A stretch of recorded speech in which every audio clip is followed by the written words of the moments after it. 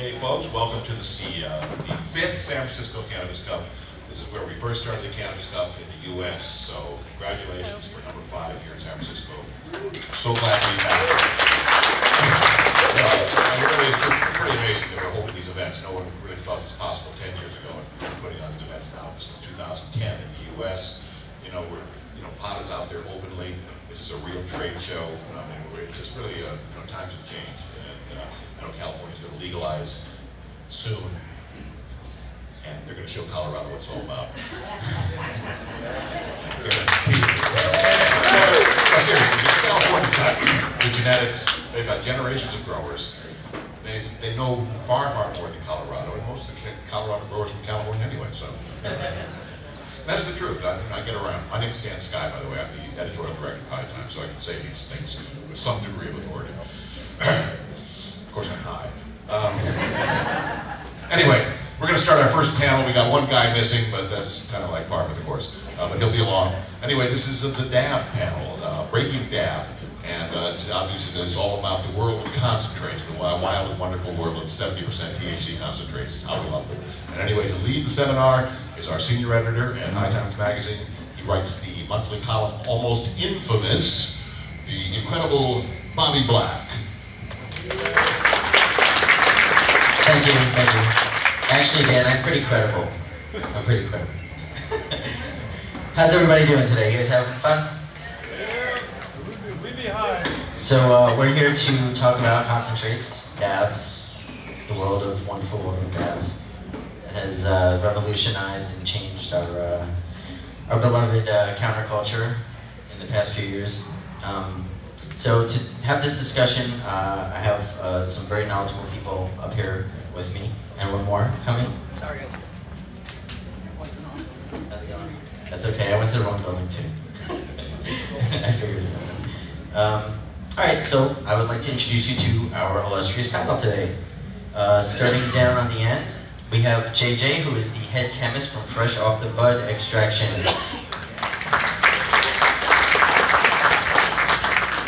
Next to him, we have a legend in the industry, Kay from Trichome Technologies, pioneers, contributors to High Times for over 20 years. Give it up for Kay again. Moving on down the line, we have Mr. Shivi Nestacharis, who has a decade of experience in the field of concentrates. And what's the name of your new company again? Haha Machine Co. Haha Machine Co. Awesome. So everybody, give it up for Shivi. Next, we have Mr. Addison Demora. He is the owner and head of one of the owners, right? Steve Hill Hamlet Labs, who are one of the country's biggest cannabis testing facilities, and the official cannabis tester for the High Times Cannabis Cup. Welcome, Addison. And last, but certainly not least, we have my good friend, Mr. Rezwan Khan, who is the co-owner of Seedless Clothing, and also quite an active, busy bee on the legalization front, which we're going to get to talk to about. Give it up for Rez, everybody.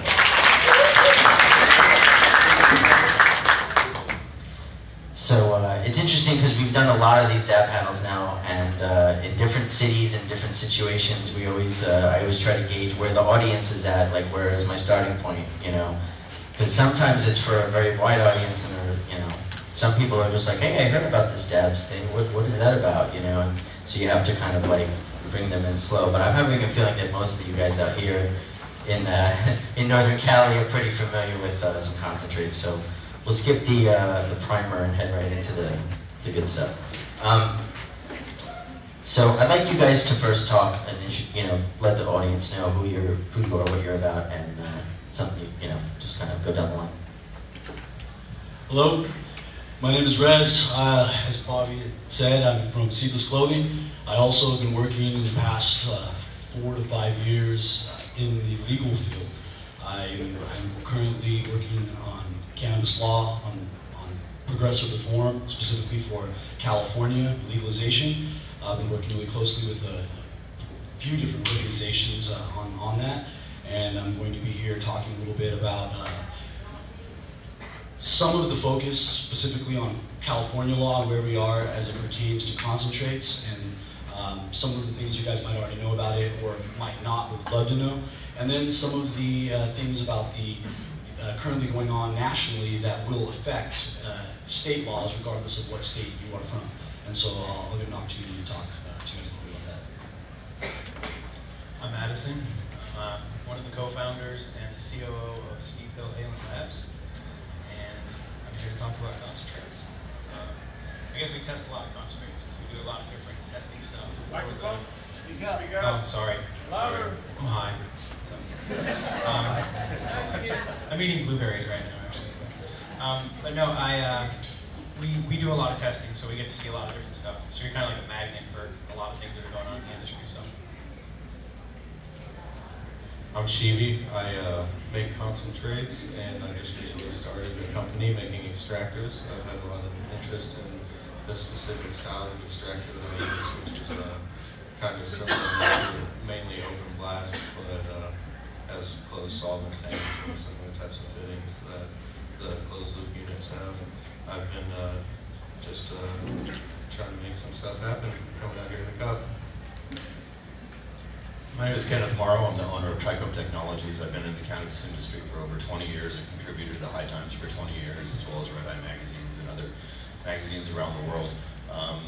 Been focusing on terpene and terpene isolation in the past couple of years, but it started with, concentrates back in dry seed days, from dry seed to water, to the whole metamorphosis. I've watched the industry start from nothing and rise to where we're at right now, and it's getting pretty fascinating. So thank you.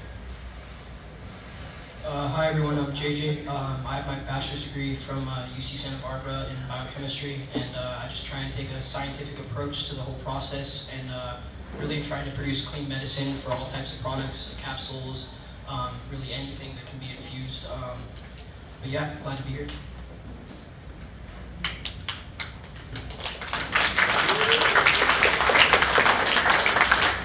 So the last dab panel we did was in Denver, and in Denver and Colorado they've passed, the concentrates are legal and they're regulated by a very, they worked it out with the industry and made some regulations that are pretty common sense, and they seem to be able to, they're moving in the right direction over there, and they're definitely like making it safe, making sure it's clean, making sure it's pure and tested, and all that good stuff.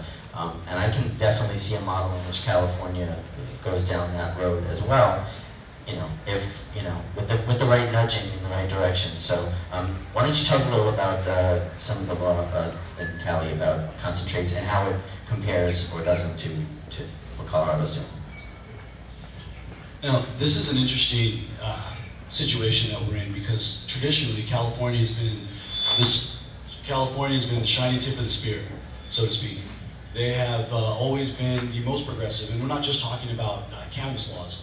I mean, whether we're talking about desegregation or gay rights or legalization for medicinal use, it's always been California pushing the envelope. The rest of the country kind of watches and then follows suit. Now, we kind of started the fire under everybody's ass with the medicinal movement, and then kind of got in our own way in terms of the groups that in California that are pushing for legalization. Unfortunately, a lot of times they're more concerned with taking credit for being the group that got it done, rather than all working together. Do we push forward for 2014 versus 2016? Do we go with this bill versus that bill? And the truth is, everything's going to have kinks in it. So California allowing Colorado to take the lead, it was really a blessing in disguise, because it allowed the legislators and the people that are making the laws to take a more careful approach to what's working and what's not. And specifically, when we're talking about concentrates, they found immediately that, okay, these laws work, and for all the reasons that we were told they would work. And we like them, but nobody ever explained to us, that there was devil in the details when it came to like concentrates or edibles, when it came to the manufacturing process, ensuring that it was done in a compliant way. And really, what's compliance when there's not a standard?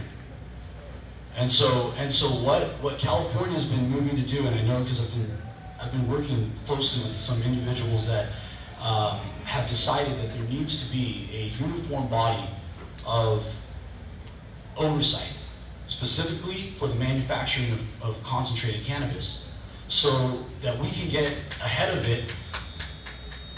Thank you. I didn't know first. I was like, oh shit, something malfunctioning.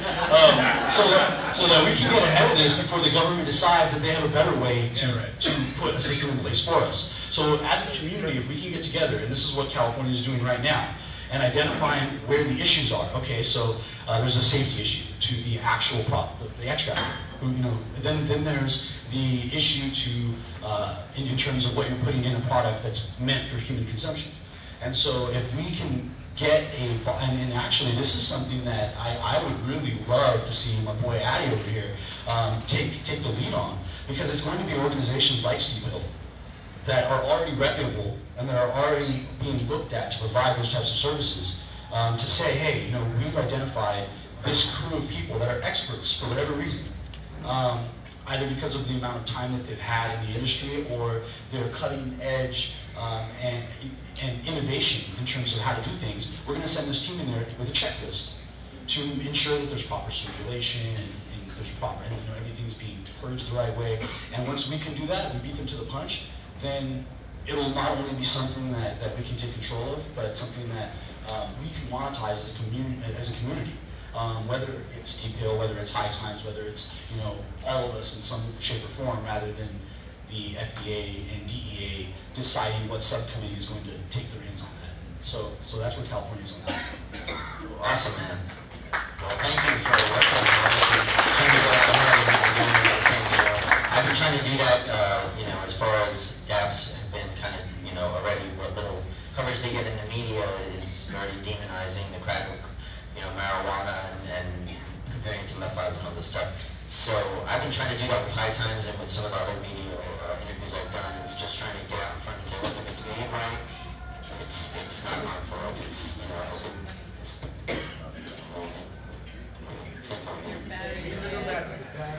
Probably.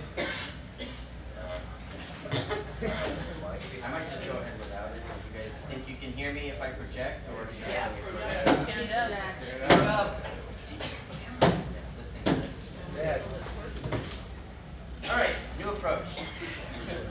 Murphy's in the hall. So, since you set that up so nicely, I'm going to let you speak next. I already know you won't have a problem projecting. Why don't you talk, Addy, a little about what you guys have been involved in with Steve Hill in Washington and elsewhere, and also just what's going on in general via the law and how testing has been played out. When Red was talking, it made me think about you guys hear? Yeah. You have to like yell. It's on yell. Can't hear.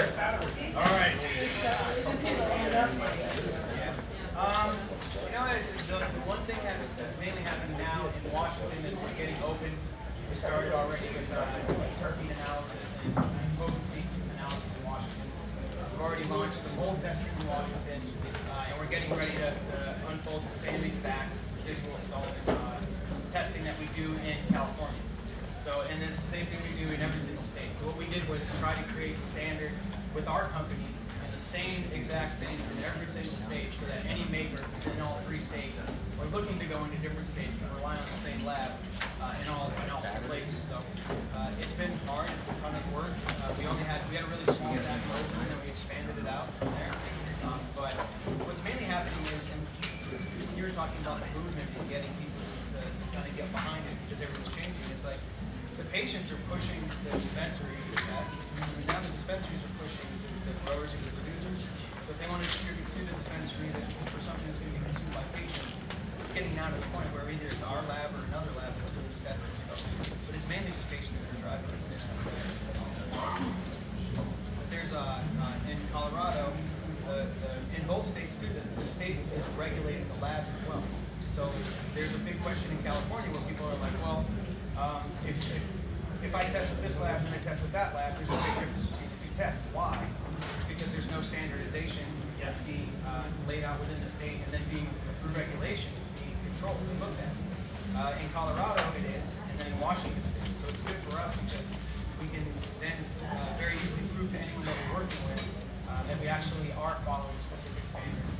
For us, in California, we just started ISO 17025, which is the certification for FDA labs and stuff like that. So everything from the way that the sample, the way that the document that you're signing, that's going to be the intake sheet, is designed, to the way that it's intook, to the way that it goes into the system, the way that that system interfaces with another system. So it's all standardized. And we're starting with Oakland, and we'll eventually do both Washington and Colorado. But that's kind of the future of it. And they're not asking for that, but if you start doing it now, when they do ask for it, you have it a lot quicker. So don't wait for them. The government will take forever to get around to making their minds about anything. So the self-regulation is Just do it. I mean, that's what the lab was. Like we were growers and we wanted to compete with each other, and that's really what the initial spark that led labs. Like, me and my business partner were sitting there, we realized that growers are the most competitive people we could ever come up to. So that alone would kind of spark it, and then it was able to take off. But it's just, I think in the concentrate industry, especially with the way testing's going, and the way that we've been able to communicate in different states, whether it's going up to Washington and helping as much as we could with that, or being in Illinois and helping with that program, or being in Nevada, you're seeing that each one of them, they're allowing for, if a product has mold, for it then to be taken and blasted, and then you can take that product and test it for the same type of mold. And if the wax afterward doesn't have that mold or mycotoxins, then it can be sold to the public. And the reason for it is because those solvents will kill those. And when you look at lists on how to kill those kind of molds in your house, there's a list and all the products are these nasty solvents. So that's exactly how that works. It's like the regulation that you're seeing coming up in each different place is just making things safer. Oh, I'm sorry. I'm not projecting? No. Started, dude. So you got about the first 3 rows. You guys should try this. Especially yelling at everyone.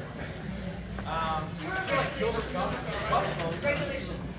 Oh, back to what I was talking about. So I think that the regulations that are happening in both the states are actually pushing it. When you look at Colorado and you look at the products that they're producing, and you see that everything has to be tested batch by batch by batch, it's, and you get some tangy shatter in Colorado from the clinic or something, you know that it's been tested, it's been screened. In California, it could be 2 different labs that may have tested it. That residual test might be a little bit different. So standardization is probably one of the best things that we've ever seen. I mean, it makes us not have to argue with anybody. It kind of backs up what you're doing too. It's more transparency, like we were just talking about, self-regulation, transparency. Putting it out there, they go like, look under the covers, there's nothing going on. They can't question it. So next, I would like to talk to you, Shibi. We were just talking about the new regulations, and in Colorado, the regulations have basically banned open blasting. They have to use a closed loop system, and it has to meet very strict criteria. The whole room has to meet very strict criteria. And I was wondering, since you have a new unit coming out on the market, I'd like to know, like, how you see, did the Colorado regulations or the students being used there influence you in a way to design this one? And just talk a little about your design. Realistically, it's things that have been around for quite a while. The same things that we use for extracting cannabis concentrates, and the same things that the food industry and perfume industry and stuff has used to extract stuff for that for years. So a lot of the technology has been there. It's just been new, utilizing it, marketing it for our industry. And I think it's really important to have some sort of regulations like that. Honestly, it's got California or got Colorado and Washington where they are, and we really need to just catch up. It's the closed loop system, for you guys who don't understand, is basically you pour butane in a solvent tank or whatever solvent you choose, and it processes through the material and it's caught, so nothing is exposed to the atmosphere. And that's why a lot of those states have made that a must, because there's very little risk of danger when there's no solvent being exposed to the atmosphere. And it's recovered and reused, which is obviously more environmentally friendly. And I think that even open blasting, which is like what I prefer, if you do it in a field, not away around any electricity, obviously you're not going to have any problems. And there's an argument that tastes better and always will. And I personally agree. And that's why I use the type of extractors I do. And I think that for certain people's applications, closed loop units definitely the way to go. And for the future, it's definitely the way to go. My company's got something in the works to make them.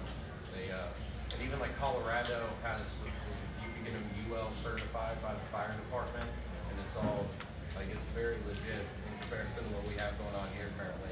It's definitely time for something to change. So people like me can come out of the woodwork and start making things happen.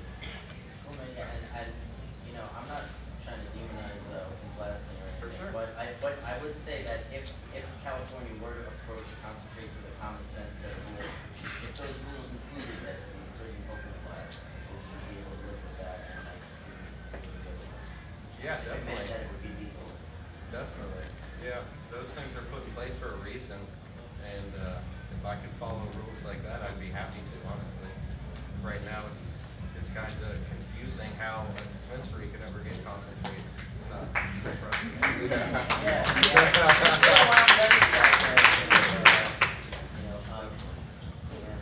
So talking about the different types of units and different techniques used in extraction, I'd like to bring Kenny into this discussion now.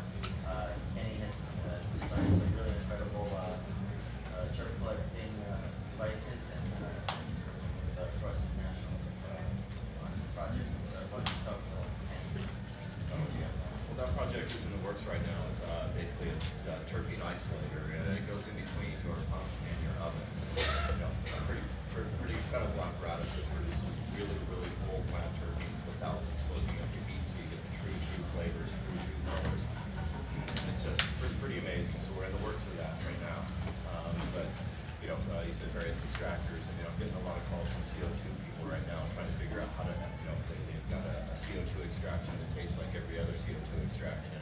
They want to put those original flavors back, and what is that? How do I capture that? It's like we capture it first before you destroy it in the CO2 apparatus, and then you're able to reapply those. You get, you know, if you want to get to taste like tangerine, like the original composition, you have to go through certain steps, and that's what that applies with these for as well. So I mean, that's kind of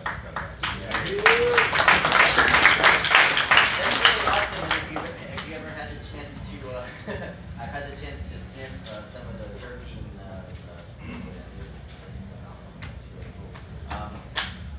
Yeah, and the other thing though that raises, you know, and I know when you say, I'm talking about taking the terpenes out, processing it, and then re-adding them. There are some people that will take that process and create like Frankenstein. You know what I mean? Like some people will take terpenes from one thing and add it to another. No, it opens up that whole. We've talked about this. So like, you know, if somebody says, oh, you know, this is pure, it's concentrated, they don't tell you that they added this or that or whatever. It becomes, in the future, it becomes irrelevant because if you look at the whole thing, you know, the essential, the handbook of essential oils, there's 30 to 40,000 different terpenes available in nature. We use those for aromatherapy, for pharmacopoeia, for hundreds of years. And I believe it's separated in that original compound. I believe those things will be added back to, you know, certain foods and fragrances back to our data. They were, you know, and proven that this chemical and this chemical do this. You know what I mean? So in the future, I don't see any problem with, you know, taking a terpene from a lavender plant and putting it back on. It's not a synthetic composure; it's a natural composition. So I think Well, we're playing it around. does pose a little problem for the context of it. Like, you know, because if you're entering an entry. Louder. Can't hear you I'm guys. saying if you were entering an entry into the cannabis cup and you were entering it as a certain thing, you would have added artificial additives to it. There's a certain, you know. Yeah, kind of in the future will stand on its own. That's your entry. Your entry is what it is. Does the judge like it or not? And with what he's doing, it's pretty much. I think you can create a category for things like that. Create a category for stuff like that. And lab testing. It's going to take It's a whole other category. and it's going to take a very sophisticated individual, a very sophisticated nose and chemist to get into the pre-ferment industry and many other industries, trying to figure out the original composition of that. If there's 350 chemicals involved in the flavor and smell of strawberry, I can put all 350 on here, and I dare someone to drop this and drop that and recreate the smell of a strawberry, you know? So the people that delve into this area are going to be, you know, for the space, but the people that are successful are going to be real visionaries of taking things like that. If you break down the chemical composition of that bottle of terpenes, all those terpenes are available in nature in some other plant. It's just this plant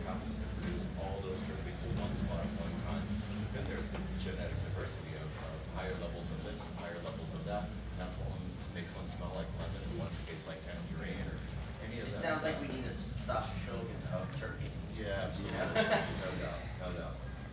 Well, as I say, there's one here. Where's Ken? Yeah, there's Dr. Kim Rock Caesar who works at Steve. Really? Ridiculous. He's like sitting next to Cooper. Yeah. Craziest. And actually, before the passing of Alexander Shulgin, Paul Daly and myself were in his lab doing terpene isolation and stuff like that, which Sasha present at the time and stuff like that. So we're still trying to figure that out. Theoretically, you'd have to go get those 30 or 40,000 terpenes that are available in nature. You'd have to buy a standard of those and standardize your machine. Then you put my composition in there to validate and verify what you have. And even then, some of the peaks and valleys in there are so similar in chemical composition that they're not one chemical, they're two. Now you're going to have to separate those and count those. So I mean, some people say there's 130 to 160 to 130 to 160 terpenes in cannabis, but in my studies, all those studies were done by application of heat. And I think they destroyed a lot of those lighter essential oils. Live plant resin. I hear that term has just been created lately. I'm fascinated by that, and it just makes sense that if you take a live specimen of that plant and extract from the live specimen, you're going to get a higher terpene content, and even the handbook of essential oils. I mean, the numbers are there. A lot of the stuff we're trying to do, if we want to validate, prove, disprove what we're doing, all that stuff's already been done. And just the simple act of drying the product versus wet product, you lose 60% of the terpenes in the drying action. So that's very Yeah, I gotta say, I tried live resin for the first time at the Denver Cup in April, and there's a difference. There's a difference between live resin plants that were blasted live as opposed to dried and cured, so that you're just getting more out of the plant. It's fresher, and it kind of sugars up, and it's real nice. It's real terpene, real flavor. Real terpene. I mean, because you capture that extra. And it doesn't. And I found it much smoother and less coffee than standard. And I got to hypothesize it's got more medicinal value in that state as well. So I mean, there's some amazing things. Yeah, if you guys have a chance to get a hold of, try some live resin concentrate. I have to second that. I mean, we're to the point now where everybody who has access to it, I mean, there's no turning back. No. There's like, I show up, it's like, holy water, red, holy water. It's like, you're happy. And it's not going to go I want to bring Josh because he hasn't had a chance to talk yet. Talk a little about some of the stuff, whatever you want about what we've been talking about, but also about the live resin and terps and all that. Yeah, so I work with closed loop systems. I used to have the same opinion as Shibi here that you could not make as good an oil with a closed loop system. I found that to be incorrect. There's just a couple of variables that you need to control in the closed loop in order to achieve the same process. I can do 5 to 10 pound runs at one time and still achieve the same quality of oil, which I never really thought would be possible. Basically, the entire vessel that holds the plant material is at about -70 degrees Fahrenheit, and that keeps everything very, very cold and allows you, I soak the material for a good 5 to 10 minutes and pull it through, and we recover all the butane, like literally maybe lose 2 to 5% every time, so you save a lot of money in that, and the machines are expensive, but realistically it's the only way to do the process in my opinion. It really, you get a whole new perspective on the process too. I mean, you're in a clean room. You don't have to be outside and like he was saying in the field or something like that. I used to have like a screen tent outside and everything so that we could get debris flying in. And now I have a completely clean room that's dust free. So it's a whole different ballgame really. And I recommend it to anybody who's really seriously, going to be doing this.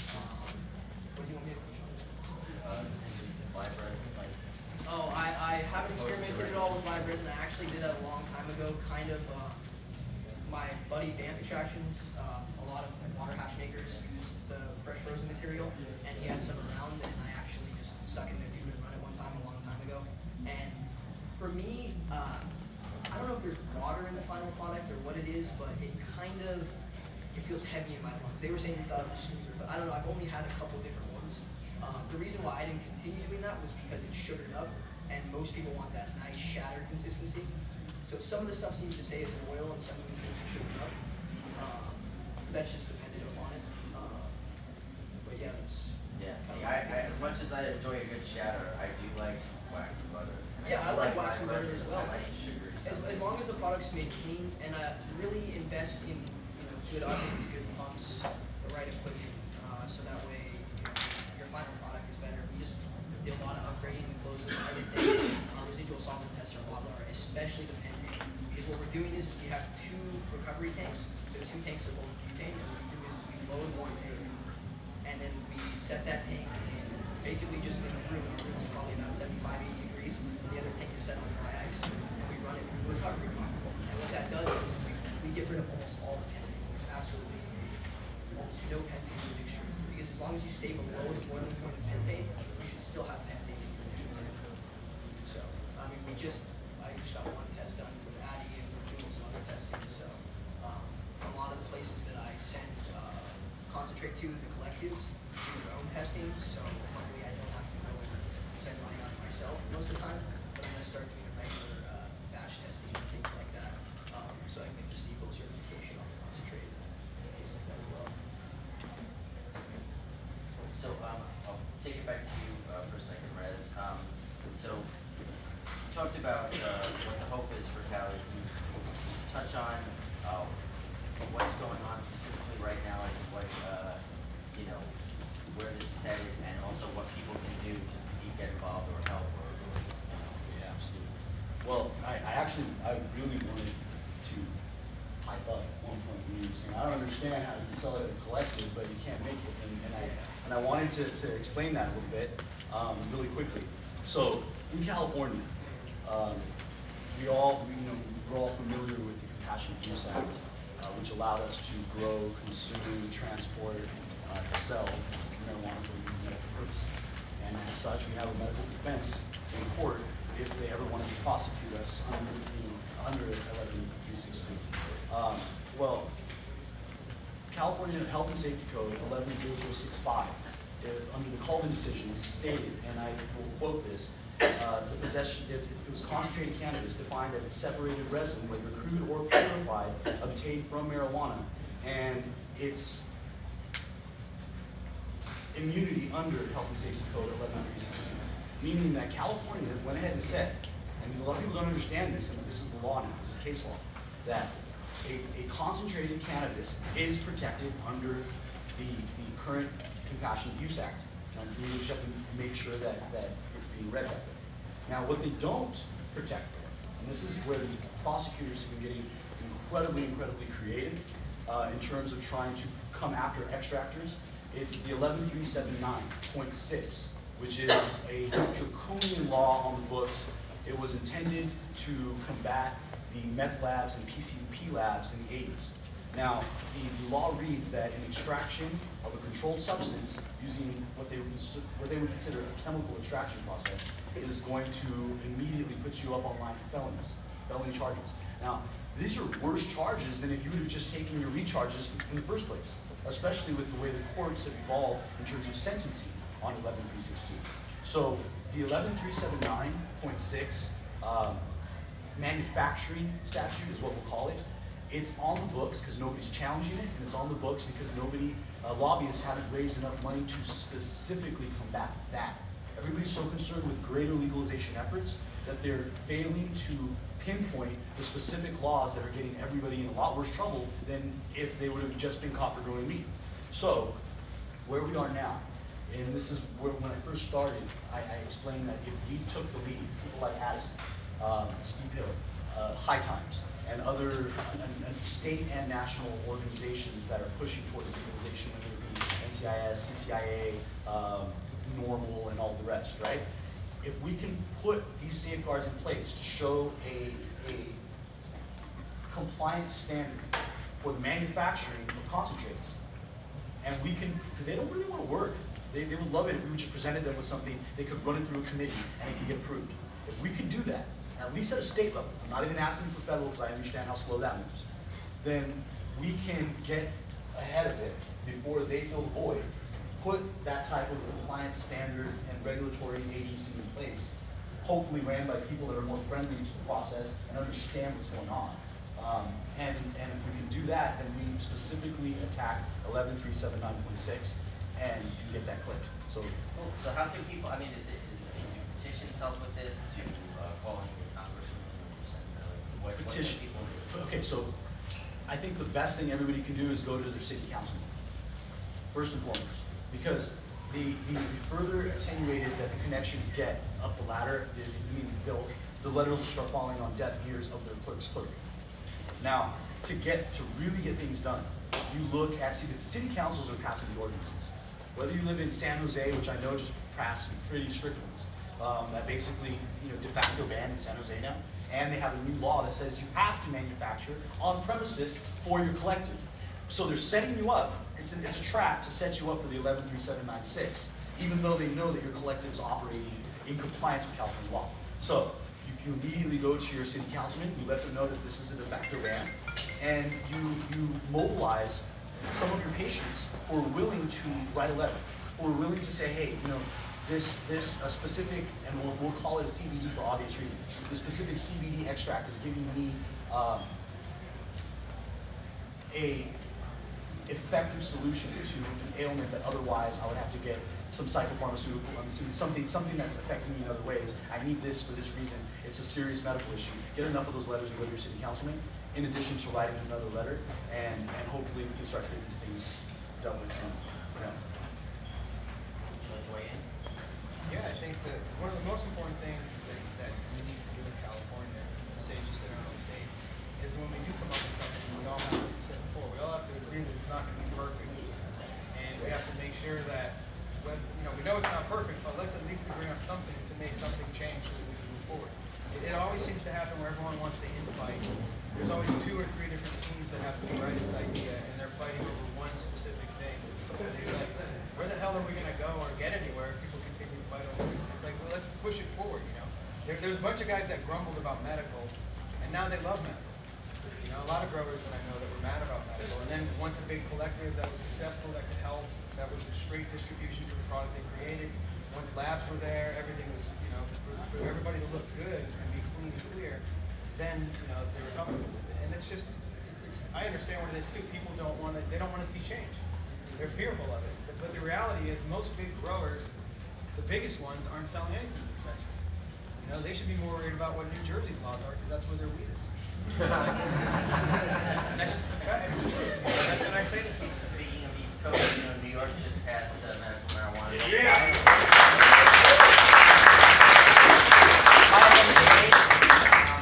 It's not a great law, honestly, but Legal dabs. Yeah, but again, it goes to the point of what we were saying before. When we were in Washington, Colorado for a couple right before the legalization bills passed, I went to the 420 rally, speaking at the 420 rally, and they were telling people, vote no on 64. And I'm like, you have tens of thousands of pot smokers here, and you're telling them to not vote for the legalization bill. Well, we don't like the language. I'm like, guys, you're missing the forest for the trees here. Yeah. And you know what? It's a good thing that their message didn't get out, and now those same people are now living in a legalized marijuana state that's making incredible progress and showing the rest of the country how to do it. So was the law perfect? Who cares? Look where you're at now. Yeah. Because you took the step, you took the lead. You got to take the lead, and New York, whatever we got, and it's a step forward, and you build on it. You make the step, and then you build on it. You don't deny the step because it's not perfect. Well, you're not going to see progress unless you actually We need allow to have something to happen. unity, like you're saying. The movement needs to be more unified because that's how the right wing gets things. They vote in blocks and they are motivated. The religious right is motivated. There's certain groups that are very motivated and they get out there. So distracted. But we have to really, if we really want to be heard and have our, have a legitimate, rational system put in place in this country for we're going to have to step up to do that. Guys? I think we're being programmed by aliens. Stoner aliens. I agree. I think unity is key. Instead of working against each other, arguing over the details, just put together and make some stuff happen for once. We need a marijuana lobby. We have one. It's just not as powerful as the other lobbies. Nobody went to their party. No Koch brother investment there. I think that'd be another good idea. They're all jealous of each other. They fight each other. Instead of all coming together. I love all that.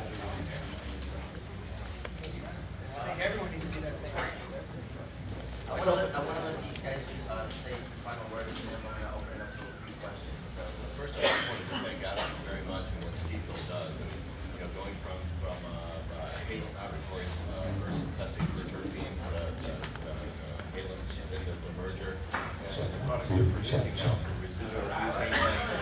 Okay, sorry, folks.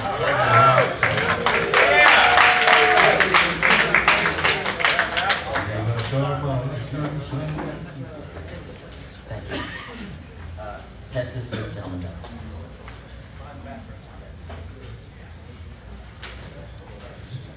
But it wasn't a year ago that the people didn't even know that what neo or isopentane was. People like Addison in his labs and his hard research as far as residual butane and everything else testing is what brought that to the forefront of people realizing. I mean, you know, they come back to Addison and they say, well, no, you're wrong. I didn't make it with pentane. And it's like, well, do you know what the composition of butane is? Do you know what the additives are? And this and that. You know, but more important, you know how to get it out. And then there's another, you know, through competitions like High Times, people started failing those residual tests, and then they started talking to their peers and wanting to know, how did you get your test clean? Well, I did this, and this. And now most, what, 3/4 are testing pure? I mean, you know, or below allowable, acceptable. So it's accepting. So I mean, you know, the lab and everything else in our self-policing is what's going to really legitimize and change and revolutionize our industry. So thank you to Steve Hill and everybody like that.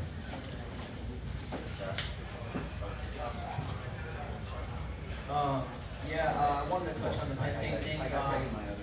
Really, pentane, it's much easier to get it out before you do the extraction. Once it's in the resin, it seems like it's pretty hard to remove. The solution's got to be in the oven for 72 plus hours to really get the pentane levels low. Isn't that what you've seen as? Not so much the amount of time that's there, it's more the size of surface space that you have inside the oven and the size of the puck. And then the size of the actual puck that you're putting on the tray.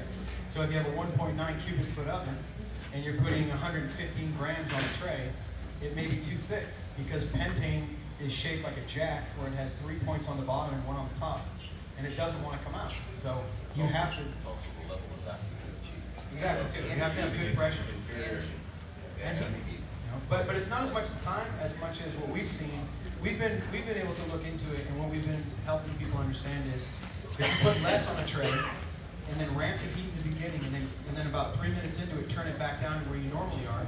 What you do is you allow a flash period for that stuff to spread out into that extra area that you gave it because it's less volume, which makes everything a lot thinner. And then if it's thinner, everything can get out a lot more easily, and that's where pentane comes out. You don't need a ton of hours in the vac purge oven. You really need to make sure that you're not putting too much on that slab. You know, and the best way to do it is whatever you're doing now, cut it in half, and then do everything the same after that. And you know, do the ramp up, do a few things, keep track of it, run some tests with the lab, and then that's how you're going to find out. But how much hotter on the ramp up?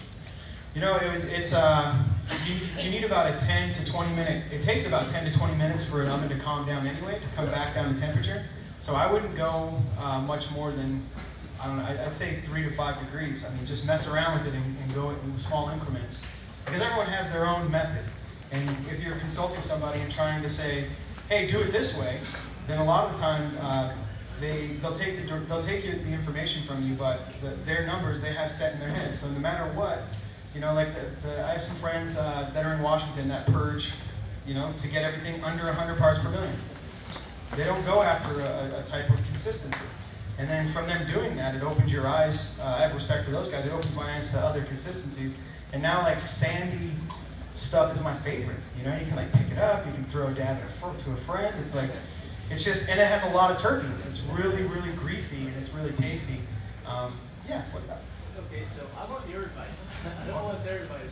So I'm kind of curious, like, when you're talking about the ramp up, you're talking about when you initially start the purge, like thin it out, heat it up, and then go for the purge and reduce heat. Yeah. Well, what you do is, if you're putting it into the oven, and you're putting your slabs in the oven and they're ready to go in, you would turn your heat up a little bit above what you normally were doing, because then that's going to activate everything, and then put that with the fact that you put less on that tray. Now there's more surface area for it to run out to and become thinner on. And then you slowly turn it back down after a few minutes. It's going to take longer to ramp down, and then that time protects everything. You know, with terpenes, you can't save them all. That's from how loud a room is when the stuff's growing, down to the point where the point where you're actually dried at 10% moisture, like Kay said, you lose 60% of your terpenes. You never even knew those terpenes. You just smelt them, and that's what was going to get your ass in trouble. So, when you look at it that way, it's like you can't save them all. The percentage of terpenes that are even in a concentrate aren't breaking 10% most of the time, and that's just how it is. I mean, from what Kay's talking about and what other people are doing, it's going to ramp that up, and then that's when you get into what live resin is. That stuff that's above 10%, 15%, like holy water comes in, I think 20%, and I've seen it above 20% terpenes, and that's a real 20% terpenes. That's not, just a way of switching ratios up and then presenting results that way because people feel better in their head about it. I mean, when you add those numbers, here's the thing that you can debunk that stuff. Add those numbers up. Like, it's not 119% anything. So that's one of the things. Do you have any final words? Also, since we've been talking about holy oil a lot, and we haven't really discussed what that really is added to just kind of mention that real quick. Yeah, I think what they're talking about when they refer to the holy water is a concentrate that's been made and then had terpenes added back into. No. Gotcha. All right, yeah, I'm passionate about this one.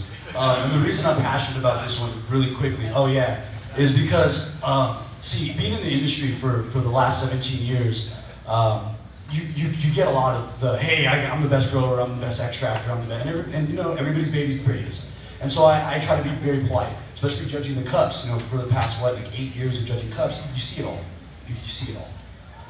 And very rarely does something completely change the way you look at what you're smoking, the way you were when you were 11 years old and you first smoked your first chronic and you're like, oh, I'll never smoke. You get it. And I'm saying this objectively. That's not my company, I'm biased. It is what it is.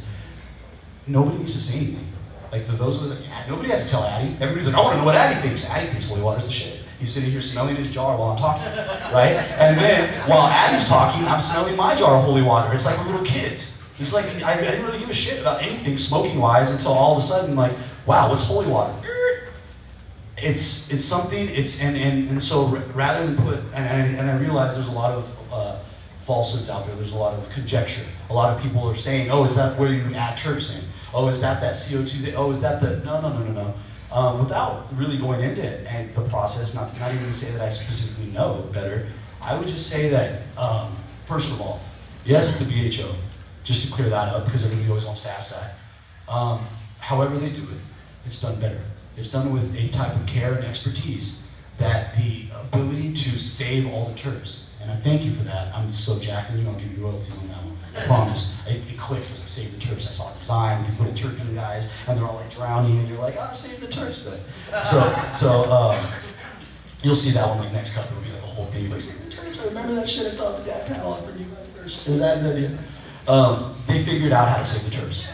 They figured out how to do it in such a way that if you're a real connoisseur, you're not a 12-year-old trying to quote-unquote get high. You're going to get high anyways.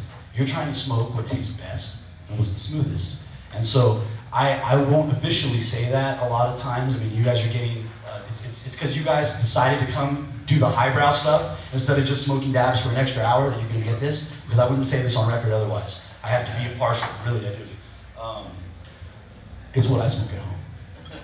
So, I mean, I'm not going to say, oh yeah, it's better than everything else, because a lot of my friends are extractors. That's mean. But if you ask me, Rez, what are you smoking every day, all day at home? Holy water. I mean, like, weed, it's like, cool, like, give me some sherbet all day long, or some bomb AJ, right? We're good. But if it's extract, I just want to smoke holy water. And that's what I'll say about that. Addy probably has 2 cents in that one too. It's just a lot of terpenes, but I think it maxes out at like 40 some odd % THC. So what it proves is that you don't need a ton of THC. I prefer more terpenes than that. So but it is, I think it's like, it's just aromatherapy too. Like your body responds, and your CB receptors in your body respond to those terpenes, especially at those levels. And it's great. It's a good high because it's not too strong. So excuse me. Yeah, it does smell really good. I actually put a little on, dabbed a little on some cologne before the sauna. All right, well, I want to have to wrap things up. I am going to take 1 or 2 questions, but I just want to, I see you had your hand up for a while, sir, so what was your question? So I wanted to ask Addison, you were talking about labs getting on straight and narrow with each other? You know, is there any organization that you know of in California that's trying to put that together? It's called the, Kimron, do you remember what that organization is called? The California Laboratory Group? Yes, the Association of California Cannabis Laboratories. There is one. And obviously you don't have any feedback from them, or? No, we're all together. We've actually, we meet monthly, I think, and I'm actually traveling and doing other stuff. Kimron and those guys are working on the standards. They're working more closely with those things. So we are part of that group. It was a group of self-regulation. Everybody in the group from, I think the 10 or 12 labs that are in it. At one point, I think there were 16 labs in it. They're all self-regulating. They all met and came together to try to create an organization that they could work together with each other. And we've done some round tests with each other and done a few things like that. It's picking up steam. I mean, Kimron can definitely speak more closely about it, but I do know that it does exist. We try to communicate with each other, but at the same time, it's not easy. It makes things tough sometimes because the science itself is, sometimes people don't want to agree upon it. Some labs don't have a PhD. PhDs all tend to communicate pretty well with each other on a pretty, it's like, is it real or not, you know? And those guys get into it and they sit there and tell you what the story is. I'm not a PhD. You know, Paul Daly, who Kay was talking about earlier, is probably one of the leading cannabis or just analysis guys I've ever seen. He's a triple PhD. You know, the guy has insane degrees in doing stuff, but if you have that kind of expertise on your team, then they can communicate with each other between the labs, and I think that's one of the problems that you don't see sometimes. And I have just a second question about testing. You know, you guys have been talking about residual, you know, from making dabs. What about the pesticide residuals on some of the products too? Are you doing that testing also for? Yes, we do residual pesticide tests on concentrates, and typically we don't see pesticide there. All right, guys, well, that's all we have time for. We're running a little late. If you still have questions, we can answer them right after the seminar on the side, but we have to make room. Guys, please give it up for this panel, everybody. Thank you guys for coming out and watching this. We appreciate it. Enjoy the rest of your talk.